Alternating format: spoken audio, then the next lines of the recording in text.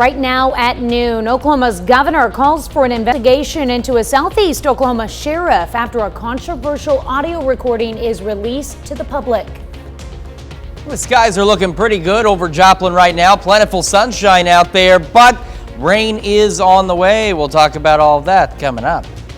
And it started with sponsorship deals and millions of social media followers. How two well-known actors helped give a Hollywood ending to a historic British soccer team. The 4 states' most watched news starts now. People in Southeast Oklahoma's McCurtain County are planning a peaceful protest after hearing disturbing audio recordings that captured county leaders allegedly making crude and racist remarks. This is KOAM News at noon. I'm Tanya Bach. Topping our first 7 minutes, the McCurtain Gazette released the full 3.5-hour-long audio recording last night. And the governor of Oklahoma has now called for the attorney general to investigate the McCurtain County sheriff. So far, Commissioner Mark Jennings is the only county leader to resign. Jasmine Franklin shows us what's in the recording. Because people with power are supposed to protect us, right?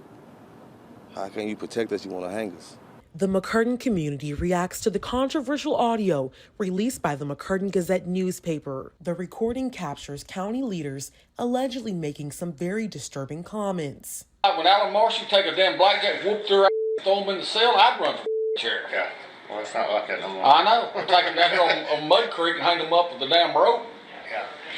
But you can't do And the that. thing about it They got more rights than we got. That's just part of the recording released by reporter Bruce Willingham. County officials are reportedly heard making alleged racist and threatening remarks. Idabel Mayor Craig Young says he was shocked to hear the recording. The McCurtain County Sheriff's Office claims the audio was altered and illegally obtained. Oh my gosh, is this 2023? Or is this 1800, 1900? Where are we doing with this? Where are we going with this? Young, along with the governor of Oklahoma, requested all leaders in the alleged recording resign. So far, Commissioner Mark Jennings has stepped down. I talked to a couple of them. I had a conversation with the county commission. He resigned. I've had a conversation with the sheriff. He hasn't resigned, but when I had a personal conversation with both of them, I asked him to resign. Some people in the McCurtain County are not shocked by the recording. So it's just another day. But now the world knows, so it's different. You know what I'm saying? The tension is thicker because the world knows. Residents in McCurtain County are planning a unity walk this Sunday at 1 p.m. at the old football field in Idabel.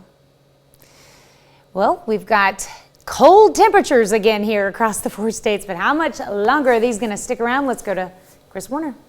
Yeah, unfortunately, these cool temperatures, they're going to stick around for the next several days. We're going to be below average all the way through the middle of next week. Now, right now, it doesn't seem like it, but it's still below average out there. We've got mostly clear skies over Joplin right now from the camera at 7th and Range Line. Plentiful sunshine, but not a lot of warming. Same from the MoDOT camera at 20th and Range Line, looking back to the south. And as we take a look at the KDOT camera at 69 and 400, again, still sunny. But as we head through the rest of the afternoon and into the evening and overnight hours, that will begin to change. Taking a look out to the west, here's already a few scattered showers out there, just starting to try and make it into the western portions of southeast Kansas. And a stray shower or two will be possible this afternoon across the area as the cloud cover increases, but most of us are going to remain dry until we head into the late night hours. Yesterday started at 30.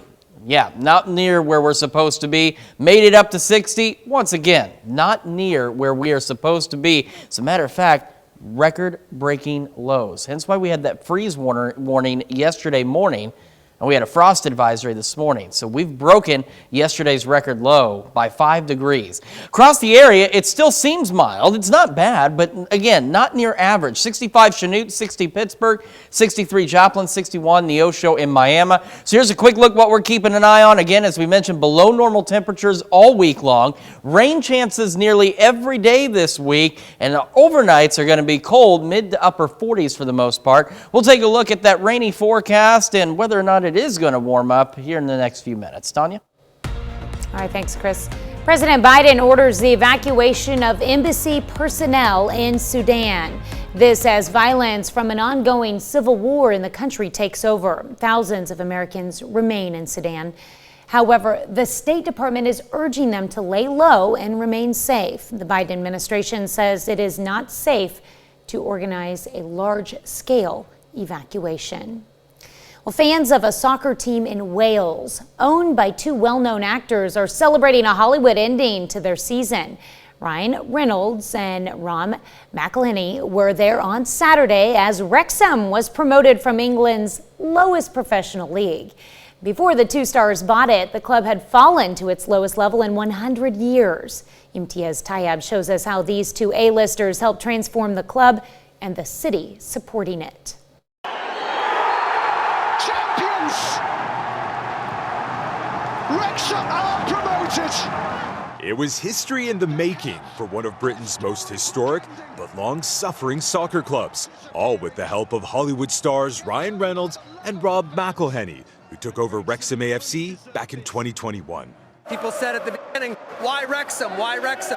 This is exactly why Wrexham. Happening right now is why. Paying $2.5 million for a floundering soccer club in northern Wales always seemed like a strange gamble for the Canada and Philadelphia-born actors, but it's paid off in ways neither could have imagined. For us to be welcomed into their community and to be welcomed into this experience has been the honor of my life.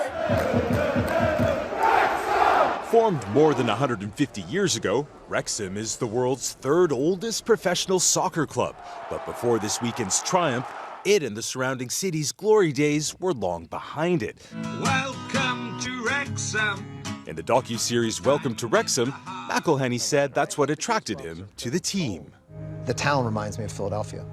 It's a working class town, it's a blue collar town, and they haven't had all the opportunities that a lot of other people have had. Saturday's win has propelled the club up the snakes and ladders system of the English Soccer League, moving Wrexham out of the lowly fifth-place National League and promoting it one step closer to the top-tier Premier League.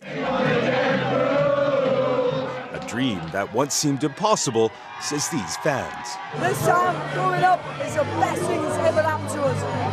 15 years. I love Rob and I love Ryan. I love them both. A Hollywood ending for Wrexham, that's only the beginning. I'm Imtiaz Tayyab in London. That's pretty cool. Last season, Wrexham lost in the playoffs to just miss out on promotion. That's a look at today's top stories and weather in our first 7 minutes. Up next on KOAM News at noon, climate activists create a trashy display of cigarette butts in Portugal. And later, we're making Save the Day black bean salsa in the Mr. Food Test Kitchen. Climate activists pull off an unusual stunt in Portugal, piling hundreds of thousands of cigarette butts into a city square to prove a point about pollution. CBS's Tina Kraus has the story. In a surprising street performance designed to draw a crowd, climate campaigner Andreas Noe scoured through cigarette butts to get people talking about pollution. It's highly toxic, so this should be considered as toxic waste. Activists dumped 650,000 cigarette butts into a city square in Portugal's capital city of Lisbon after filling more than 40 buckets. But we have still people coming and bringing more cigarette butts like every few minutes. The World Health Organization says 4.5 trillion cigarettes filled with heavy metals and chemicals are littered every year. Butts contain plastic fibers that can take decades to decompose, and the toxic trash often ends up in oceans with deadly consequences. 2 years ago, the surfing enthusiast and climate activist who calls himself the Butt Man started a campaign. If you really throw it away. Encouraging people to toss butts in ashtrays or the garbage, anywhere but on the ground. This French tourist says, "We don't smoke, but we hate to see people leaving their cigarette butts everywhere." Even if smokers won't kick the habit, Noe hopes stacking up so much cigarette waste in one spot will at least encourage some. Tina Kraus, CBS News. It's a lot of butts. The Center for Disease Control says cigarette butts are the #1 most littered item in the world. A recent study shows 9.7 billion cigarette butts are tossed in the U.S. each year, with 4 billion of those ending up and waterways. Still to come on the KOAM News at noon, Mr. Food. One dish with so many uses. Sounds like a dream come true, doesn't it? Well, just wait until you see how easy it is to go from ho-hum to yum-yum. And there's no buts about it. You're going to have to grab the umbrella as we head into the next several days. Take a look at those rain chances and the cooler temperatures when we come back.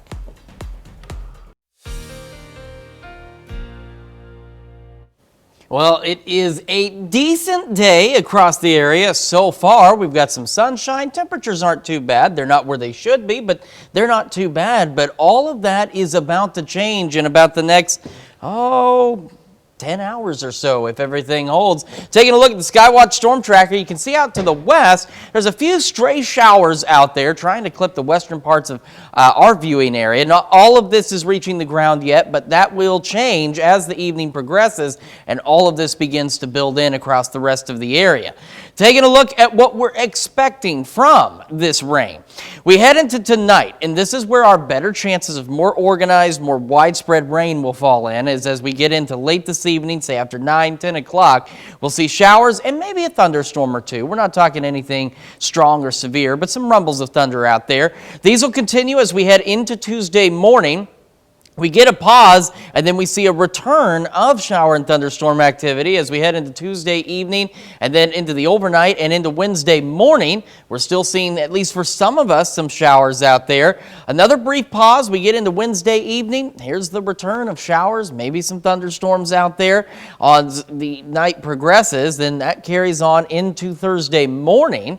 So it goes all night Wednesday into Thursday morning, and still continued chances of some showers and thunderstorms across the area. There may be a stray shower or two as we head into Thursday evening, and we'll get another pause through Friday morning, but look off to our northwest. It is another round of showers, and again, maybe a few thunderstorms that'll start to make their way in here by Friday afternoon, and these will carry on into our Saturday. Now, I know that this showed some snow, some wintry mix. We're not really worried about that. It's going to get chilly, but we're not looking at it getting cold enough for any wintry stuff. But definitely still more rain showers and maybe a rumble of thunder or two as we head into our Saturday. So the rain tracker, the furthest it can go for us is Friday evening, and we're looking to pick up anywhere this week between 1, 2, upwards of 3 inches of rain. And at least right now, here in southeast Kansas, where the drought is still in extreme stages, this is where we're expecting some of the heavier rain, and that's some great news for those folks out there. It will not make up for the deficit from last year and into this year,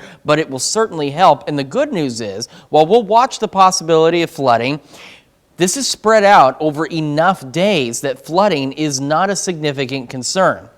There's the leading edge of a few clouds out there from our camera at 7th and Range Line. Otherwise, sunny skies on the MoDOT camera at 20th and Range Line, and same from the KDOT camera at 69 and 400 just south of Pittsburgh. So where are we sitting? Well, below average. We're at 63 in Joplin, partly cloudy, south breeze at 13, so that is helping it make it feel a little warmer. 61 in Pittsburgh, mostly sunny skies, south-southwest breeze at 10. We go into the rest of our afternoon, still looking to make highs where we are, a little bit warmer, mid to upper 60s. Clouds will begin to increase across the region through the evening, and we'll start to see a few stray showers by 6, and then we'll see our better chances of rain, and again, maybe a thunderstorm or two as we head into the overnight hours tonight. And we get cool again, dropping back to 49 for our low. We head into tomorrow. It's not going to do a ton of warming for us, so let's take a look. Talking upper 50s, lower 60s. And again, rain chances all the way through Saturday morning. But as you see, too, temperatures below average in the low to mid 60s and a fairly chilly weekend for us. Next week, by the middle of next week, we start to see temperatures return to normal into the lower to mid 70s, but then we're also watching some additional shower chances by next Wednesday. But I think the best news on this forecast is, at least right now, overnight lows not expecting to hit that frost or freeze point. So hopefully they'll stay warm enough that even though it's going to be cold, it won't be cold enough to cause harm to your plants. 40s is so much better than the 30s in this time of year. It's kind of crazy how much difference that makes, but you're absolutely right. And we need that rain. We do. Let it come. All right, thanks, Chris. Well, stick around. We're making Save the Day black bean salsa after the break. If you're looking for an easy recipe that will spice things up in a lot of different ways, check out this superhero of a recipe. Howard shows us how to make his Save the Day black bean salsa in the Mr. Food Test Kitchen. Here in the Test Kitchen, we love when we can make a dish that, well, let's just say, can wear a bunch of hats. And the corn and black bean salsa that we're making today does just that. Since it's easy to throw together and lasts for a bit in the fridge, it's the perfect dish to keep on hand. Let me show you what I mean. We start by combining a can of drained black beans with thawed frozen corn, some chopped red bell pepper, a good amount of cilantro, and a few sliced scallions. Then, to make the dressing that brings this combo to life, we add some balsamic vinegar to a bit of lime juice, along with some vegetable oil, cumin, and a bit of salt. Once this is whisked together, we pour it over our black bean mixture and pop it in the fridge to chill for a bit. The nice thing about this is that you can enjoy it as a colorful, good-for-you side dish, or spoon it over grilled chicken or fish to turn a ho-hum dinner into one that is yum-yum. To get the recipe for what we call our Save the Day black bean salsa, all you have to do is check out our website. I'm Howard in the Mr. Food Test Kitchen, where today we found a fun and fresh-tasting way for you to say, ooh, it's so good. All right, well, you can find this recipe along with a lot more good food from the Mr. Food Test Kitchen online. Just go to our website at KOAMnewsnow.com. Here's a look at our 4 state market prices.